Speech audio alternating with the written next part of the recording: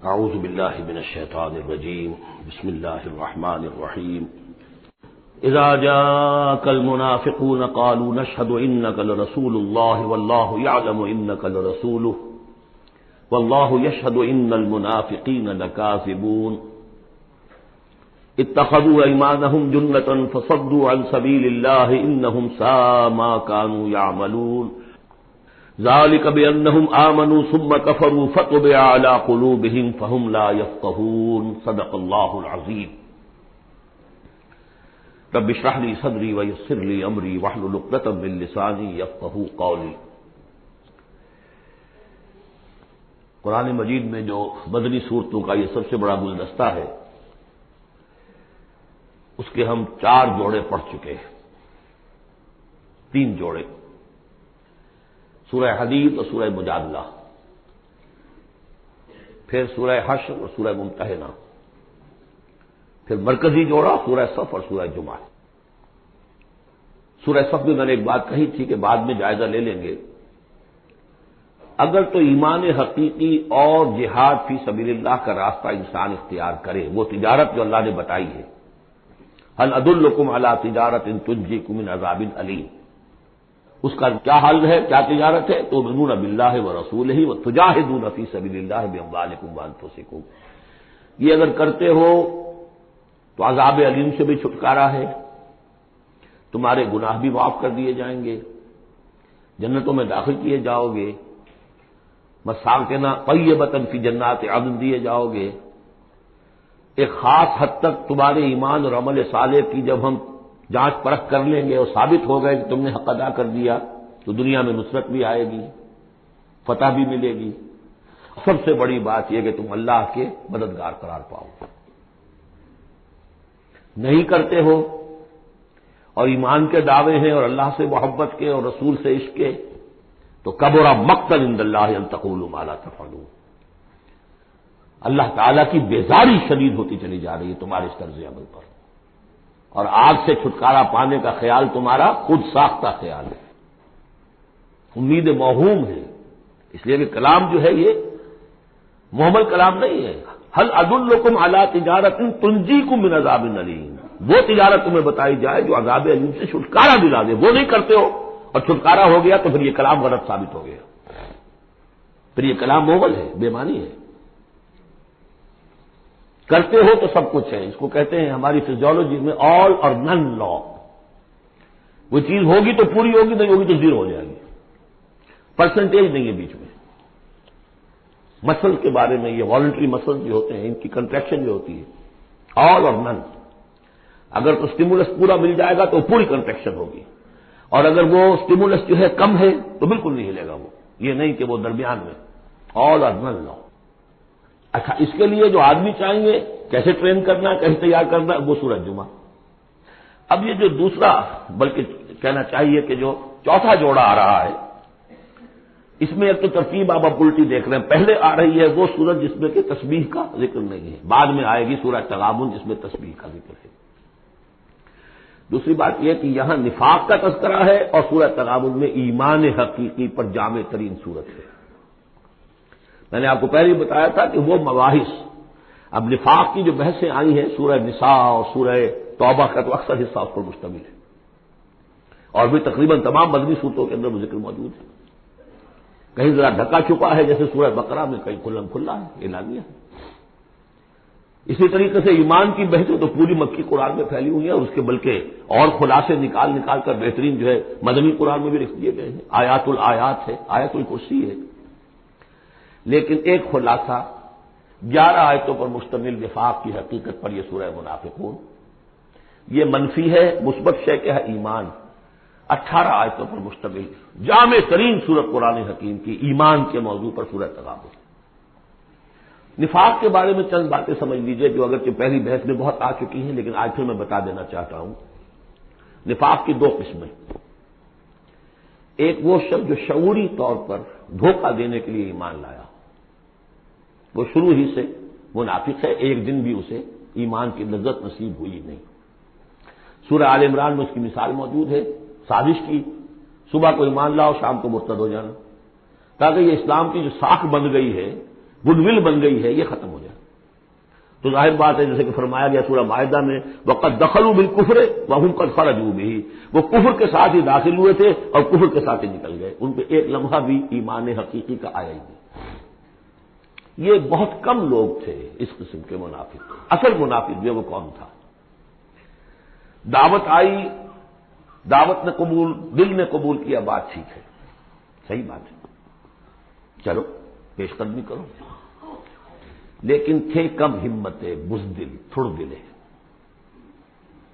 اب ظاہر بات ہے یہ دعوت تھی انقلابی دعوت، انقلابی دعوت میں تصادم کے مراحل آتے ہیں، اور وہاں جو ہے تکلیفیں، آزمائشیں، مصیبتیں، ایثار مال، بذل نفس، یہاں تک کہ وہ مرحلہ بھی آ سکتا ہے کہ نقد جان ہتھیلی پر رکھو اور میدان میں آ جاؤ۔ اب جو ذرا کمزور لوگ تھے ان کی ٹانگیں ذرا ہلنی شروع ہوئی، کپ کپی۔ پہلا مرحلہ یہ ہوا ان میں کہ انہوں نے اپنی قصور کو ماننا، ہم سے خطا ہو گئی، غلطی ہوئی۔ یہ سورہ توبہ میں پڑھ چکے ہیں، خلطوا عملا صالحا وآخر سیئا۔ اب یہ ہے کہ کسی اچھے کام بھی کر رہے ہیں، کسی کوئی برا کام بھی کر دیا، کبھی کوئی لبیک بھی کہہ دیا، کبھی کہیں کھسک گئے، لیکن اپنی غلطی مان لی کہ حضور ہم سے غلطی ہوئی، ہم کوئی جھوٹا بہانہ نہیں بناتے، آپ جو سزا چاہیں دے لیں، ہم حاضر ہیں۔ اس درجے کو کہیں گے ضعف ایمان، یہ نفاق نہیں ہے، ضعف ایمان۔ اگلا درجہ آتا ہے جب آدمی کی جو جھوٹی عزت نفس ہے، اخذت العزت بالاسم، وہ جھوٹی عزت نفس اسے کہتی کب تک مانو گے اپنی خطائیں، تو جھوٹا بہانہ کر دیا کرو، یہ تھا مسئلہ، وہ تھا مسئلہ، یوں تھا، ایسا تھا، خدا کی قسم نہیں، وہ تیسرا مرحلہ ہے۔ جھوٹا بہانہ جہاں شروع کیا نفاق شروع ہو گیا۔ لہذا منافقین کے ضمن میں ہمیشہ آپ کذب کذب کذب اس کو دیکھیں۔ اگلا مرحلہ آیا اور ہم دیکھا کہ یہ تو اب ہم جو بہانہ بناتے تو لوگ مسکراتے ہیں، کچھ تو سمجھتے ہیں کہ یہ جھوٹا بہانہ بنا رہا، لہذا قسمیں کھا کر موقد کیا اپنی قسموں سے۔ یہ سیکنڈ سٹیج میں ٹی وی آ گئی، نفاق کی T V in second stage, جھوٹا بہانہ فرسٹ سٹیج، جھوٹی قسم سیکنڈ سٹیج۔ ایک عرصہ آتا ہے جس کے بعد اس پر بھی اعتماد لوگوں کا اٹھ جاتا ہے، تو اب ان کے اندر ایک شدید قسم کا ریئیکشن پیدا ہوتا ہے، ایمان اور اہل ایمان کی دشمنی پیدا ہو جاتی ہے، اور یہ دشمنی سب سے زیادہ ٹارگٹ کرتی ہے قائد کو۔ اس نے ہمارے لیے ساری مصیبت کھڑی کر دی، ہم آرام سے اپنے مدینے میں آباد تھے، رہ رہے تھے، یہ آ گیا، اس نے آ کر یہ سارا جو ہے معاملہ ہمارے لیے، بھائی کو بھائی سے جدا کر دیا، خاندانوں میں رفت پیدا کر دی۔ اب ہماری دوستیاں تھیں ان سے اوس اور خزرج کی دوستیاں تھیں، ان تمام یہودی قبائل سے ہمارے وہ سارے حلیفی تعلقات ٹوٹ گئے، تو وہ ساری دشمنی جو ہے اب یہ عداوت بن جاتی ہے اہل ایمان کی، اور خاص طور پر اہل ایمان کے قائد جو اس وقت کون تھے؟ محمد رسول اللہ۔ دس از دی تھرڈ اسٹیج۔ یہ ٹی وی کی وہ تھرڈ اسٹیج ہے جو پہلے کبھی ہو جاتی تھی تو ہم سمجھتے تھے کہ اب یہ لا علاج ہے۔ یہ ہے نفاق کی اصل حقیقت۔ اسی لیے اس وقت جو لوگ کسی تحریکی تصور سے آشنا ہی نہیں، انقلابی تصور دین ان کے سامنے آیا ہی نہیں، وہ منافق نہیں ہو سکتا، وہ ضعیف الایمان آدمی ہے۔ لیکن جو شخص ایک مرتبہ کسی تحریک کو، انقلابی تحریک کو قبول کر کے آگے آ جائے، اب وہ منافق ہو جائے گا اگر وہ سیکھ نہیں چلتا ہے۔ یہ بات میری جو ہے آج پلے باندھ لیجیے۔ عام اس وقت مسلمان منافق نہیں، انہیں پتہ ہی نہیں کہ دین کا تصور یہ ہے، دین کا یہ مطلب ہے، مولویوں نے سمجھایا ہی نہیں۔ دین کا نام ہے نماز، روزہ، لیلۃ القدر مل گئی تو بیڑا پار، ساری زندگی کے سارے گناہ معاف، انہیں تو یہ تصور دیے گئے۔ حج کرائے تو پاک ہو کے آ گئے، عمرہ کیا تو پاک ہو کے آ گئے، باقی یہ کہ تم جس طرح چاہو کماؤ، ہمارے نذرانے آنے چاہیے، اللہ اللہ خیر صلی اللہ، وہ پیر ہوں یا علماء ہوں۔ لہذا وہ بھی چاہے وہ منافق نہیں ہے، وہ ضعیف الایمان ہے، جو بھی ہے وہ اللہ تعالیٰ جو معاملہ ان سے کرے۔ جو شخص کسی حقیقی انقلابی اسلامی تحریک سے متعلق ہو جائے، اس کو حق سمجھ کر، پھر اگر وہ پیچھے ہٹ رہا ہے اس لیے کہ قائد میں اسے کوئی چیز ایسی نظر آئی کہ یہ تو غلط کار انسان ہے، دھوکے باز انسان ہے، ٹھیک ہے، پیچھے ہٹ جانا چاہیے۔ اگر یہ طریقہ کار جو اس نے بتایا تھا یہ اس سے منحرف ہو گیا ہے، پیچھے ہٹ جانا چاہیے۔ جو اس نے طریقہ کار بتایا تھا اس وقت ہمیں معلوم ہوا تھا ٹھیک ہے، لیکن اب ہم سمجھتے ہیں کہ ٹھیک نہیں ہے، پیچھے ہٹ جانا چاہیے۔ یہ سب ٹھیک، اس میں نفاق نہیں ہوگا، لیکن محض اس لیے کہ اب مشقت کرنی پڑ رہی ہے، محنت کرنی پڑ رہی ہے، اپنے کیریئر پر آنچ آ رہی ہے، اپنے لیے جو ہے اور زندگی کی لذتیں جو ہیں ان میں ہمارا گھاٹا پڑ رہا ہے، جائیے کہ کبھی امیر نے ڈانٹ دیا ہے، یہ تو ہوتا ہے جماعتوں کے اندر، ہوتا ہے، زجر بھی ہوتی ہے، توبیخ بھی ہوتی ہے۔ حضور نے یہاں تک بھی کہا کہ میرا جی چاہتا ہے کہ جو لوگ نہیں آتے فجر کی نماز میں کسی اور کو یہاں پر امام بنا کر کھڑا کر دوں اور جا کر ان کے گھروں کو آگ لگا دوں، یہ بھی تو کہا ہے محمد رسول اللہ صلی اللہ علیہ وسلم۔ تو بہرحال اس وجہ سے اگر کوئی پیچھے ہٹا تو وہ اس پروسیس میں آ جائے گا، اس کو اچھی طرح سمجھ لینا چاہیے۔ بسم اللہ الرحمن الرحیم، اذا جاءک المنافقون قالوا نشهد انک لرسول اللہ۔ اے نبی جب آپ کے پاس آتے ہیں منافق اور وہ کہتے ہیں کہ ہم گواہی دیتے ہیں، ہم کہتے ہیں، ہم اقرار کر رہے ہیں کہ آپ اللہ کے رسول ہیں، واللہ یعلم انک لرسول، اللہ جانتا ہے کہ آپ اس کے رسول ہیں، اللہ سے بڑھ کر اور کون جانتا ہے کہ آپ اللہ کے رسول ہیں، لیکن واللہ یشہد ان المنافقین لکاذبون، اللہ گواہی دیتا ہے کہ یہ منافق جھوٹے ہیں، یہ دل سے بات نہیں کہہ رہے۔ اتخذوا ایمانہم جنۃ، پہلی سٹیج کاذبون کے حوالے سے یہ جھوٹے ہیں، نفاق کی پہلی سٹیج۔ پھر انہوں نے اپنی قسموں کو ڈھال بنا لیا، اتخذوا ایمانہم جنۃ فصدوا عن سبیل اللہ، انہوں نے اپنی قسموں کو ڈھال بنا کر اور اللہ کے راستے سے رک گئے۔ خدا کی قسم یہ مسئلہ تھا، میں اس لیے نہیں جا سکا، میری بیوی بیمار تھی، کوئی دیکھنے بھالنے والا نہیں تھا۔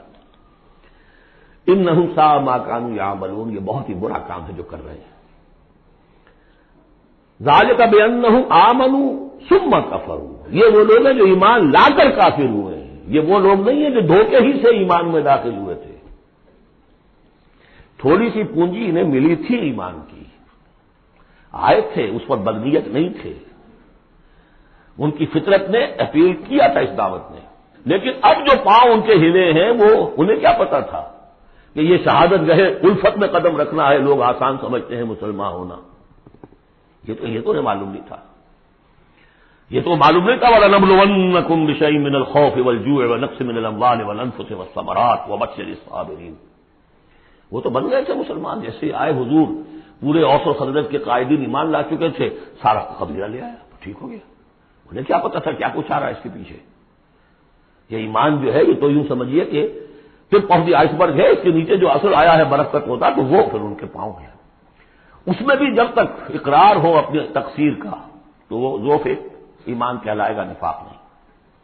خذ من اموالہم صدقۃ تطہرہم وتزکیہم بہا، ایسے لوگوں کا علاج بھی سورہ توبہ میں آ چکا ہے۔ لیکن جھوٹ بہانا پہلی منزل، جھوٹی قسم دوسری منزل، اور پھر عداوت آگے آئے گی چل کر اسی صورت میں۔ ذالک بانہم آمنوا ثم کفروا، یہ اس لیے کہ ایمان لائے پھر کفر کیا۔ فطبع علی قلوبہم، اب اللہ نے ان کے دلوں پر مہر کر دی ہے۔ فہم لا یفقہون، اب یہ تفقہ حقیقی تفقہ سے خالی ہو چکے۔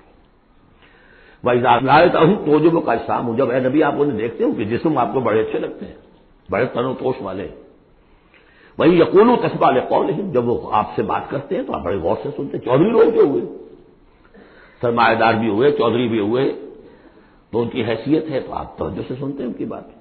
کأنہم خشب مسندہ، اے نبی یہ تو ان سوکھی لکڑیوں کے مانند ہیں جو اپنے بل پر نہیں کھڑی ہوا کرتی، انہیں تیل لگا کر کھڑا کیا جاتا ہے۔ یحسبون کل صیحۃ علیہم، اندر سے اتنے بودے ہیں کہ ذرا سی آہٹ ہوتی ہے تو ان کی جان پر بن جاتی ہے، وہ سمجھتے ہیں کہ پھر آئی کوئی مصیبت، کہیں اور سے پھر شاید کوئی حملے کی خبر آ رہی ہے اور پھر کوئی جنگ ہوگی، پھر کہیں گے نکلو اللہ کی راہ میں۔ یحسبون کل صیحۃ علیہم، اپنے اوپر ہی سمجھتے ہیں ہر آہٹ کو۔ ہم العدو، یہ تیسری سٹیج ہے، یہ اب اصل دشمن یہ ہے۔ باہر کا دشمن جو آ رہا ہے ابو جہل لشکر لے کر یا ابو سفیان لشکر لے کر، وہ اتنا خطرناک نہیں جتنے کہ یہ ہے، یہ مار آستین ہے، یہ اندر سے ڈنک مارنے والا۔ ہم العدو، اصل دشمن یہ ہے۔ فاحذرہم، ان سے بچ کر رہو، چوکس رہو، چوکنے رہو، چاہے معاف کرتے رہو، یہ بات دوسری ہے۔ حضرت مسیح کا قول آپ کو سنا چکا ہوں کہ فاختہ کے مانند بے ضرر لیکن سنگت کے مانند ہوشیار رہو۔ سانپ چوکنا کتنا ہوتا لیکن سانپ ضرر بھی پہنچا دیتا ہے، تم چوکنے تو ویسے رہو جیسے سانپ ہوتا ہے، بے ضرر ایسے رہو جیسے کہ فاختہ ہوتی ہے۔ حضور کی یہی شان تھی، جس نے آگے جھوٹی قدم گائی جدا، ٹھیک ہے بھائی جاؤ، ٹھیک ہے، مروت شرافت، جس پر کہ پھر اللہ کی طرف سے گرفت بھی آ گئی۔ عفا اللہ عنک لما اذنت لہم، اللہ معاف کرے آپ کو، یا اللہ نے آپ کو معاف کر دیا، کیوں آپ نے ان کو اجازت دے دی؟ وَإِذَا قِيلَ لَهُمْ تَعَالَوْا قَاتَلَهُمُ اللَّهُ وَإِنَّا يُؤْفَكُونَ، اللہ ان کو قتل کرے، گردن مارے اللہ ان کی، کہاں سے یہ پھرائے جا رہے ہیں؟ یعنی قسمت کی خوبی دیکھیے، ٹوٹی کہاں کمند، دو چار ہاتھ جب کہ لبے بام رہ گیا۔ محمد کا زمانہ نصیب ہوا صلی اللہ علیہ وسلم، ان کی دعوت پر لبیک کہنا نصیب ہو گیا، یہ نصیب اللہ اکبر لوٹنے کی جائے، لیکن کہاں سے یہ واپس پھرے؟ کس جگہ کمند ٹوٹی ہے؟ وَإِذَا قِيلَ لَهُمْ تَعَالَوْا يَسْتَغْفِرْ لَكُمْ رَسُولُ اللَّهِ، جب ان سے کہا جاتا آؤ بھائی غلطی مان لو اپنی، تو اللہ کے رسول تمہارے لیے استغفار کریں گے، تو رسول کی دشمنی تو ان کی دل میں بنی ہوئی ہے، کیسے آئیں؟ جب کہا جاتا ہے آؤ تمہارے لیے اللہ کے رسول استغفار کریں گے اللہ سے، لووا رؤوسہم، وہ اپنے سروں کو مٹکا، جی آئیں گے ٹھیک ہے ذرا میں بعد میں آؤں گا، ورأیتہم یصدون وہم مستکبرون، اور آپ دیکھتے ہیں انہیں کہ وہ رک جاتے ہیں، آتے نہیں، تکبر ہے، مستکبرون۔ اب نبی کے سامنے جا کے روز روز اپنی خطاؤں کو ہم اعتراف کرتے رہے، ہماری بھی کوئی عزت نفس ہے؟ یہ کیا ہے؟ جس وقت چاہا ہمیں ڈانٹ دیا، آخر یہ عزت نفس ہے ہماری بھی۔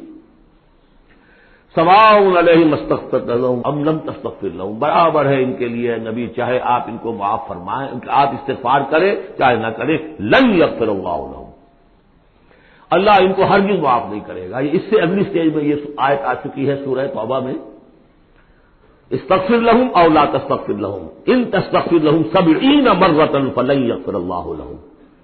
اب اے نبی ان کے لیے تو چاہے آپ استغفار کریں چاہے نہ کریں، آپ 70 مرتبہ بھی استغفار کریں گے تب بھی اللہ ان کو معاف نہیں کریں گے۔ اور حضور کی مربت دیکھیے، حضور فرماتے ہیں کہ اگر مجھے یہ معلوم ہوتا کہ 70 سے زیادہ مرتبہ استغفار کرنے سے ان کی نجات ہو جائے گی تو میں 70 سے زیادہ مرتبہ استغفار کرتا، لیکن یہاں 70 مراد نہیں ہے، 70 سے مراد جتنی چاہے آپ استغفار کر لیں۔ ہم الذین، اب یہ عداوت کا جو ہے ان کا جو نقشہ ہے، یہ واقعات پیش کیے جا رہے ہیں۔ ایک غزوے سے واپسی پر دو مسلمانوں کی بیچ لڑائی ہو گئی، ایک مہاجر تھے اور ایک تھے انصاری۔ اب وہ پانی بھرنے پر کہیں، بلکہ ان کی بھی نہیں، ان کے خادموں کی لڑائی ہو گئی تھی۔ اس کو وہاں منافقوں نے اچھال دیا، مہاجرین اور انصار کا جھگڑا بنا دیا، اور کہا اس وقت آ کے عبداللہ ابن ابی نے، دیکھو تم نے اصل میں ہے مدینے والوں، یثرب والوں، تمہاری مثال تو وہی ہے جو کہتے ہیں کہ سمن کلبک یا کلوک، اپنے کتے کو کھلا پلا کے موٹا کرو کہ کبھی تمہیں کاٹے گا۔ تم نے ان کو جگہ دی، پناہ دی، کھلایا پلایا، اب یہ تمہارے سر کو آ رہے ہیں، غریبانوں کو آ رہے ہیں۔ خدا کی قسم اگر ہم مدینے پہنچ گئے تو ان ذلیلوں کو وہاں سے نکال باہر کریں گے۔ ان کی یہ ضرورت، مہاجر کا خادم لڑے ایک انصاری کے خادم سے، ہم نے پناہ دی، اپنے ٹکڑے کھلائے ان کو، اپنی جگہ دی، اور آج یہ ہمارے سروں کو آ رہے ہیں، ہمارے منہ کو آ رہے ہیں۔ یہ بکواس اس نے کی۔ وہاں موجود تھے ایک نوجوان زید بن ارقم، انہوں نے جا کے حضور کو بتا دیا۔ حضور نے بلایا، نہیں جی جھوٹ باتوں میں نے نہیں کہا، یہ چھوکرے نے پتہ نہیں کہاں سے سن لیا، یہ چھوکرا کیا ہے یہ، اور آپ اس کی بات مان رہے ہیں میرے معاملے میں؟ خاموش رہے حضور۔ پھر یہ آیات اتر گئی جس نے چھوکرے کو صحیح ثابت کیا کہ کہا انہوں نے یہ۔ تو حضور نے فرمایا کہ لڑکے کے کان نے غلط نہیں سنا تھا، لیکن ایک بات نوٹ کر لیجئے، ان معاملات میں بھی حضور کوئی اقدام نہیں کر سکے عبداللہ ابن ابی کے خلاف، یہ نوٹ کرنے کی بات ہے۔ یہ جو لوگ سمجھتے ہیں کہ مکمل سٹیٹ قائم ہو چکی تھی مدینے میں، فوراً حضور کے جاتے ہی بڑی حماقت کے اندر مبتلا ہے۔ یہ ضرور ہے کہ حضور کو وہاں ایک حیثیت حاصل ہو گئی، لیکن جو تصور ہمارا ہے اس زمانے میں سٹیٹ، ریاست میں کبھی یہ ہو سکتا ہے کہ فوج میں سے 1000 میں سے 300 بھاگ جائیں، ان سے کوئی بات پوچھ بھی نہ ہو بعد میں؟ Is it possible? آج کی جدید ریاست میں کہیں یہ ممکن ہے کہ آپ کہیں اور عدالت، کسی اور عدالت میں اپنا مقدمہ لے جائیں؟ محمد کی عدالت میں نہیں جانا چاہیے، ہمیں تو یہودیوں کی عدالت میں جانا، منافقین یہ کرتے تھے، کوئی پکڑ نہیں تھی۔ پکڑ کب شروع ہوئی ہے؟ فتح مکہ کے بعد۔ اب یہ اس کی خوش قسمتی تھی عبداللہ ابن ابی کہ اس سے پہلے یہ واصل جہنم ہو گیا خود ہی، ورنہ یہ کہ فتح مکہ کے بعد ریاست قائم ہوئی ہے۔ یہی وجہ کہ اس کے بعد پھر جب جنگ کا اعلان ہوا ہے تو جو نہیں گئے ان سے بات پرس ہوئی ہے، حساب کتاب ہوا، اس سے پہلے نہیں۔ تو اصل میں اسٹیٹ جو ہے عبداللہ ابن ابی کا، یہاں پہ بھی خاموش۔ ایک موقع پر جب کہ تہمت کا معاملہ چل رہا تھا تو ایک دفعہ حضور کے زمانے مبارک سے ایسے الفاظ میں نکل گئے، دکھا دے، کہ کیا کوئی شخص نہیں ہے کہ جو مجھے اس ایذا رساں شخص جو ایذا پہنچا رہا ہے اس کی ایذا سے بچا سکے؟ بات انڈیا ظاہر تھا صاف کہ کیا کوئی شخص اس کو قتل نہیں کر سکتا. اب واقعات مختلف آتے ہیں. ایک واقعے میں تو یہاں تک آتا ہے کہ صاحب ابن معاذ موجود تھے، انہوں نے کہا کہ حضور آپ مجھے حکم دیجیے، میں کبھی کرتا ہوں اس کو. سعد ابن عبادہ تھے، وہ خزرج میں سے تھے. وہ فوراً تم یہ اس لیے کہہ رہے ہو کہ وہ خزرج کا آدمی ہے. تو معلوم یہ ہوا کہ وہ جو قبائلی عصبیتیں تھیں کسی نہ کسی درجے میں ابھی موجود تھیں. ایک دن میں صاف نہیں ہوتی یہ چیزیں. پھر حضرت سعد ابن عبادہ کہتے ہیں حضور سے، حضور اس شخص کے معاملے میں نرمی کیجیے. اصل میں اس شخص کو ہم بادشاہ بنانے کا فیصلہ کر چکے تھے، اس کے لیے ہم تاج تیار کر چکے تھے. آپ آئے تو اس کے سارے خواب جو ہیں وہ بکھر گئے. اس کا ایک طرز عمل ہے، لیکن یہ کہ اس کا اثر ہے ہمارے قبیلے میں. حکمت اور مصلحت کا تقاضا یہ ہے کہ اس کے خلاف اقدام نہ کیا جائے. یہ بات سمجھ. ابھی ریاست اس درجے کی نہیں تھی کہ ان تمام چیزوں کو بالکل، ان مصلحتوں کو بالکل نظر انداز کرتے ہوئے جو قدم چاہے اٹھا دیں. یہ نہیں. اب کتنا بڑا کفر ان کا چلا آ رہا ہے یہاں پر. هم الذین یقولون لا تنفقوا علی من عند رسول اللہ حتی ينفضوا. یہی ہے وہ لوگ جو کہتے ہیں کہ مت خرچ کرو ان پر جو اللہ کے رسول کے گرد جمع ہو گئے ہیں. دیکھنا ان بستیوں کو تم کے ویراں ہو گئی، یہ سب بھاگ جائیں گے اگر تم ان کو پر خرچ نہ کرو. حتی ينفضوا، یہاں تک کہ وہ منتشر ہو جائے. وللہ خزائن السماوات والارض، حالانکہ اصل خزانے کائنات کے آسمان اور زمین کے اللہ کے اختیار میں ہیں. ولکن المنافقین لا یفقہون، لیکن ظاہر بات ہے کہ منافقین اس کا فہم نہیں رکھتے. یقولون لئن رجعنا الى المدینہ لیخرجن الاعز منها الاذل، اور وہ کہتے ہیں اگر ہم مدینے لوٹ گئے، اب چونکہ فوج واپس آ رہی تھی ایک جنگ سے، اب جب مدینے پہنچ جائیں گے تو لازماً جو عزت والے ہیں نکال باہر کریں گے ان ذلیلوں کو. اور ذلیل سے مطلب کمزور، ذلیل کا مطلب جو ہے وہ ہماری زبان میں جو ہوتا ہے کمینہ وہ نہیں ہے، ان کو ہم نکال باہر کریں گے.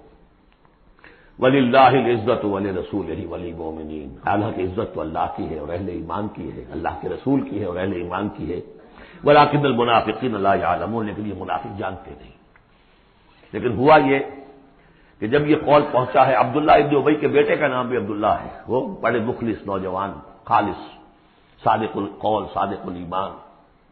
انہیں معلوم ہے میرے باپ نے یہ کہا ہے، تو مدینے میں دروازے میں کھڑے ہو گئے تو ننگی تلوار لے کر اپنے باپ سے کہا ہے کہ جب تک تم یہ نہیں مانو گے کہ تم ذلیل ہو، عزت ہے اللہ کے لیے اور اس کے رسول کے لیے اور اہل ایمان کے لیے، اس وقت تک مدینے میں گھسنے نہیں دوں گا. فریاد بھی کی، حضور سے بھی کہا، لیکن پھر کہنا پڑا اس کو کہ ہاں اللہ، اس کا رسول اور اہل ایمان عزت والے ہیں، ہم ذلیل ہیں، تب داخل ہوگی. یہ 8 آیات ہیں حقیقت ایمان، اس کی اصل بیماری، اس کی سٹیجز، پروگنوسس کہ کہاں تک یہ لے جا سکتی ہے بیماری کہ رسول کا استغفار بھی مفید نہ رہے. اور تھرڈ سٹیج دشمنی پیدا ہو جائے. اب اگلی 3 آیات جو دوسرے رکوع کی ہیں اس میں اس کا علاج ہے.